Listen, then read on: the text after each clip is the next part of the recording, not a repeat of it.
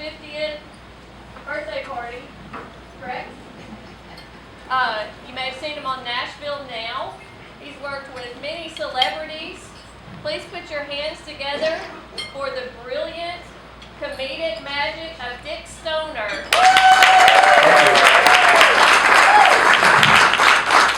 Thank you. I'm Dick Stoner, and you all know who you are. So now we've been introduced. I'd like to start off with a piece of the local paper here. You can see there's nothing in it. And a cane. Now I'm going to do something I think is rather amazing. I'm going to cause this cane to change color. Now that doesn't sound too amazing, except I'm going to cause the cane to change to a color that someone here tonight will name. Anyone at all, name a color. That's the color I'll change the cane to. Green. Purple. Any color you like. Green. Any color at all. Blue. Any color you like. Red. All right, fine. Orange it is. And I'll tell you the truth, I can't do green, I can't do purple, so I'm going to forget the whole thing. I won't even do that. I'll do something else. I'm going to ask, would you come up and help me, sir? This is one of the oldest tricks in magic with steel rings. I have actually 1, 2, 3, 4, 5, 6, 7, 8 steel rings. Look at that one, make sure it's solid. Find any holes there? There's a big one in the middle. If you look at that. 2 solid steel rings. Rub one ring against the other one like that. Blow on them and they go right together. You didn't get that. Here, take these two. They come apart the same way. You just rub them back and forth. This whole thing is an optical illusion. I'll explain. I hold one ring here, the other one here. I bring it down. At that point, they appear to be linked together. You're close. You can see they're not. I just have my finger there. You see, some magicians use their thumb. I use my fingers. Now, to get them apart, you can jerk and yank. That won't do any good. You can blow on them and they come right off, you see. You have those two apart there yet? Yeah, no. I'll do it again. I'll do it in slow motion. Watch. I'll take this. You sure you can't get them apart? Let me do it this way. Let me do it this way. I'll take this ring and rub it right. Let me do it like this. 1, 2. I'll do it this way. Right through there like that, or you can take it off like that. Now you can take those off if you want. Yeah, I'll do it again. I'll do it in slow motion. Slow motion. I'll take this ring, rub it against this one. You can blow on it. See? Oh, I hit the one twice. I'm sorry. I need to do this. It's a new coat, but you know the saying. The show must go on. You've heard that before. Now to get these apart, you rub them. Rubbing has nothing to do with it. You blow on them. You see, when you blow on them, well, now I really have a problem. I'll just blow on that. That comes off. This goes on. Now we're getting it. One more time. Now I have 3. You have those 2 apart there yet? We'll take the 3. If you take the center one off, you'll have them all apart. An engineer told me that. I'll do it again. Look, right here. Solid to solid. 1, 2, 3. You can drive them 2, or you can rub them gently. Now I have 3. You have 3. Hold them in a chain. Hold them in a chain like that. Take the center ring. Let the other one drop. Now you have 2 rings on one, right? That's fun, isn't it? Yeah. You're not, My grandkids will love it. You're not hard to please, are you? Take two in one hand, one in the other. Just rub them back and forth, blow on it, and it comes right off. No, here, look. I'll rub and you blow. That's it. Now you're getting. Look, maybe I can explain it with these. I'll take this ring, bring it right down through the rest of them, way down here, and put it on the bottom. Now I'm going to do something I've never done before. Thank you. I'm going to cause the top ring and the bottom ring to change places like that. It'd be a good trick if I could do it. Watch. 1, 2, 3. Seriously, I want you to watch the top ring fall right down through the rest of them and off the bottom. Thanks an awful lot. Do me one favor. Just keep this a secret between you and I. All right? Thank you very much for coming on.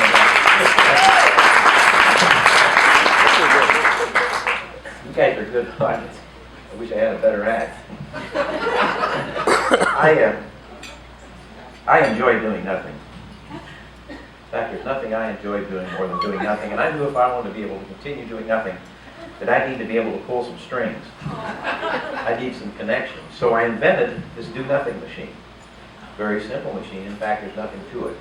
Actually, it's the red pom-pom, which is connected to a white pom-pom, which is connected to a yellow pom-pom, which is connected to a blue pom-pom, which is connected to a red pom-pom, which is connected to a blue pom. You know, the worst thing about doing nothing is it's hard to tell when you're finished. You may have noticed that. Sometimes if I do this long enough, people applaud.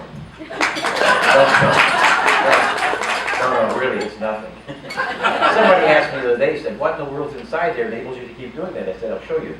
Nothing. In fact, it's full of nothing. I'll pour some out here on the cart, but after the show, if you take some of that back to your room with you, put it under your pillow when you wake up in the morning, you know what you'll find it?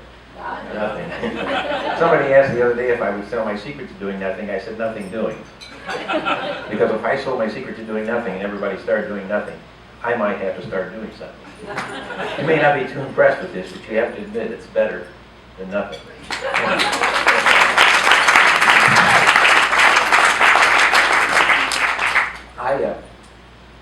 I need a woman. I need I'm going to ask you, would you come up and help me here? Would you do that? Do you believe in mental telepathy, that sort of thing? I do. Do you use the telephone much? I do. Good, you'll be great. Because the reason I asked, I worked a communication show right over here, if you would. Okay, that's all right. I worked a communication show. I do a lot of corporate shows where I talk about products and services and trade shows, large trade shows, and draw crowds in to talk about their products. And I worked a communication show, saw something rather remarkable.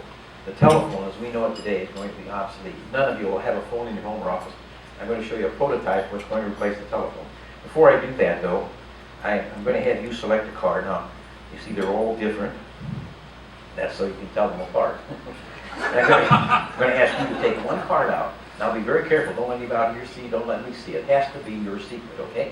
Just take one out, look at it, remember it. Be sure you know what it is. You have a pocket? Slip it in your pocket before anybody sees it. Oh, that's okay. Put it in there. That's good. In the vault. Nobody will see it there. Okay, good.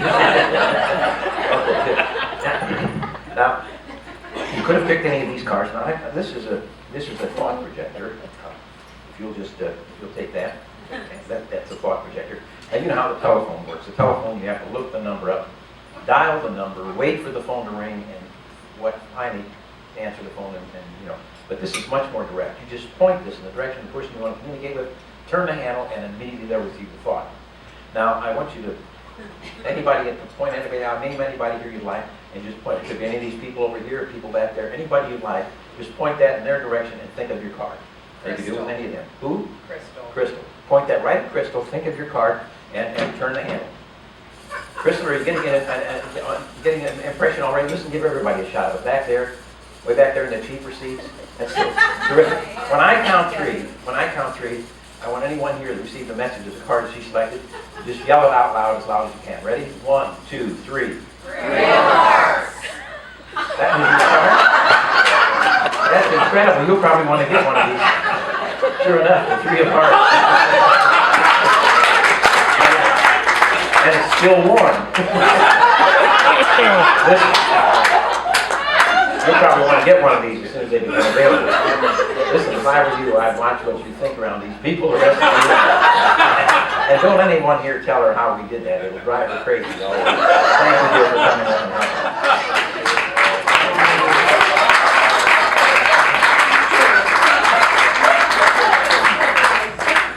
Oh my God, somebody spilled the beans. Talking about the telephones. I had a call. Anybody here ever bothered by telephone solicitation? I got the answer for you. I had a call the other day. Guy called and he said, Mr. Stoner? And I said, yes. This is Bill Smith with the Ajax Siding Company. I said, thank God. I thought it was another one of those bill collectors. Click. They right off the list. But I had one a few weeks back. A guy called me and wanted to talk to me about pre-planning my funeral. I'm not afraid of dying. I just don't want to be there when it happens. But I got to thinking about it. My father died when he was 92, and he had his funeral pre-planned. My mother died at 101. She had her funeral pre-planned. So I thought, maybe I should take a look at it. I'm getting pretty old. So I made an appointment with the guy. He was quite a salesman. He had the whole thing laid out, kind of a layaway plan. He said, look, said, I can give you this Austrian carved canopy, these French velvet imported drapes, this German embossed casket, run you $19,000. I said, it's really more than I can spend. He said, look, we can eliminate the canopy, just give you the beautiful French velvet drapes and the German embossed casket, $13,000. I said, it's really more than I can spend. He said, look, we can eliminate the drapes, just give you the beautiful German embossed casket, $6,500. I said, it's really more than I had in mind. He said, I think I have what you're looking for.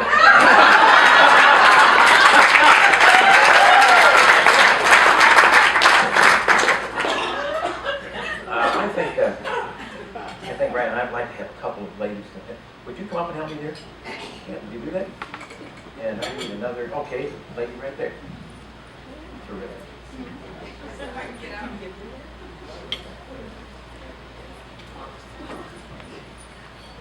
Thank you. Right over here. And you right on this side. Terrific. I have some scarves here. I have a red scarf, a yellow scarf, and a blue scarf. And I want you to hold those way up high, hold them up high like that.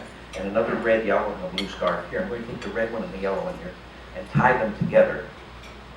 I use a square knot to do that, see. I learned to tie that when I was a Boy Scout. I was a Boy Scout until I was 16. Then I became a Girl Scout. You laugh, but that's the way it works out. And I'm going to ask you, your name, dear? Sally Ann. Sally Ann, hold those scarves up high. Now I need a magician. I need a... How about the gentleman right there? Got a mustache and everything like a magician. Step over there. Let him come right in here and move over just a little bit and make room for our magician. Kenneth, I realize you didn't come prepared to do magic, so I'll loan you some of my equipment. This is a magic fan. Just don't drop it or anything. It's sort of an antique. There are only 3 of these in the world.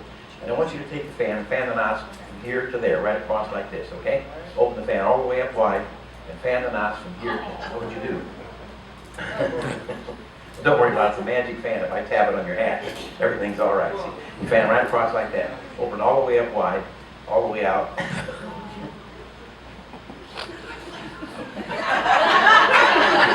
He believes anything you tell me. I'll tell you what, here we'll do it this way. We use a magic wand. It doesn't ever fail. Main thing with a magic wand is you wave it up and down like that, okay? Don't go back and forth. That won't work. Just take it and go up and down like that. A lot of people want to go back and forth. Never do that. Just take it and go up and down just like that. Never, just take it and wave it up and down like that. You don't do anything right, do you? You ever had that trouble before? Listen, I'll tell you what. You don't do anything right. You ought to run for Congress. I'll tell you what, we'll do it the easy way. We'll take a knot out of here. Hold it, show it to everyone. You ever notice a knot when it's unwrapped? There's not much to it. Toss it in your hand. That's good. Here's the other one. Put it over there. Take that, put it in there. Fantastic. Did you feel it? Did you? You ladies aren't feeling too well. Would you take a look and see if the knots are actually gone?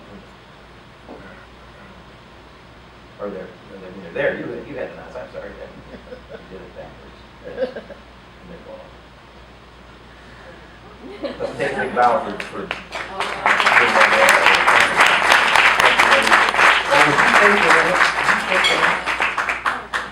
do you like to work in the kitchen? That's all right, that's being honest. Come right over here if you would. The reason I asked, I've got a show coming up, a home show, and I thought some of the ladies here might enjoy seeing this. This is a salad maker, it's a new product, and they use it in salads, and I brought some vegetables so I can show you how this operates. You put the vegetable in here, and the stainless steel blade slices the vegetable like that. See how that operates? And I want you to notice, if you come over close here, come right over here, right in here. Yeah. If you notice it, I want you to notice this opening is large enough that you could put something larger than. It really would hold something larger than a carrot. And I want you to notice this little gadget here locks. And once that's locked, nothing will slip out of it. You notice that? And of course, you understand how this works, right? You seem a little nervous. Don't feel bad. I'm nervous too. I've never done that. But I'll tell you what, just to be on the safe side, I'll put a carrot through here, and you won't feel a thing. I mean, if you feel, well, you felt that. I'll put a carrot through here. I don't know if everything's working all right. Then we'll put one through here, that way we'll know if it isn't working all right. Of course, you'll know before we will. 1, 2, 3 weeks ago when I we had a bit of a problem. You might take your other hand kind of holding on there. If you hold on tight, I can guarantee you won't lose your hand. Just hold still, hold tight. Okay, when I put a newspaper down, and then we won't have to worry about it.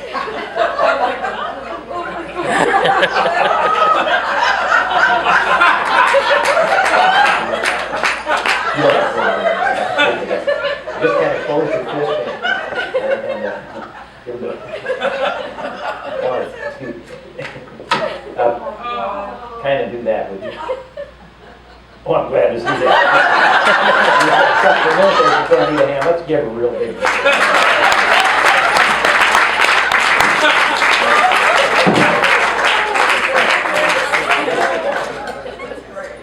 I brought a.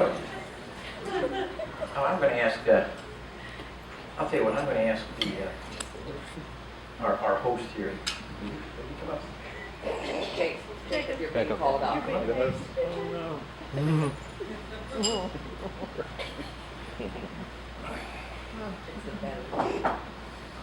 Thank you. Right over here, if you would.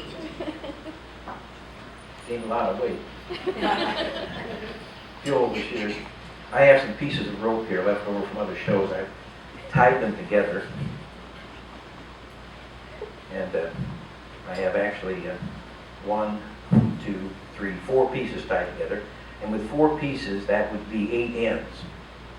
Notice how quickly you figured that out. Now, if I had 4 pieces, 8 ends, let's see, 4 pieces, 8 ends. If I would cut about 6 of those ends off, then we'd have just 2 ends left. Makes sense, right? That's what they told me when I was in school, that 6 and 8 left 2, and I believed them. So now we have a piece of rope long enough to do a rope trick, a piece of rope with 2 ends, 1 on each. Would you cut this end off? Would you cut this end off? Now we have a piece of rope without any ends on either, because you cut them off. We need some ends. The best place to get ends is right here in the center. You cut it in the center, if you would. Now we have 2 pieces, approximately the same, or I didn't get quite the center. Would you cut them so they're even? That's good. Now what we're going to do is to tie the 2 pieces together. Could you get a little bit closer there? That's good. No, so they're both the same size. You're in the costume business. Look, I tell you what, just take it in your own hands, cut them both off. You cut both of them, you're bound to get them the same length. I knew he could do it. Okay.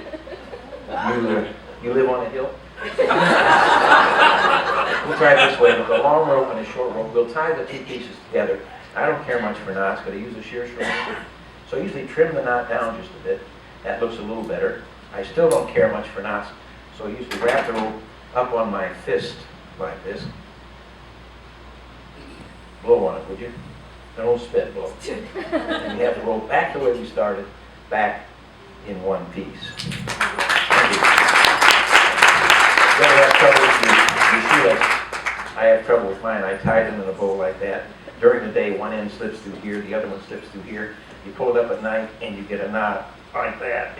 If that happens, you rub it in real good, blow on it, and you can take the knot right off. There's the rope. You can look that over. This is a magic knot, believe it or not. Exactly. You put that under your pillow tonight when you wake up in the morning, you know what you'll find? You have a knot in that case. But this is useful. I use these all the time. Like the other day, my wife said, "Why don't you clean out the garage?" I handed her this and said, "Not today." He gave it back to me and said, "Not tonight."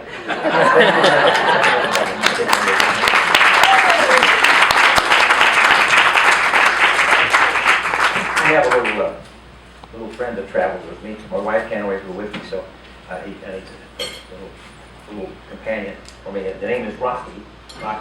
He's an amazing animal. He's a white-faced raccoon, an amazing animal. He does impressions like the Washington Monument, Leaning Tower of Pisa, DC fan. Actually, it's just a fur-covered slinky. It's a spring with a fur coat. It's easy to operate. You put your finger under his chin, pull back, and it looks like he's eating. Push up like this, push up.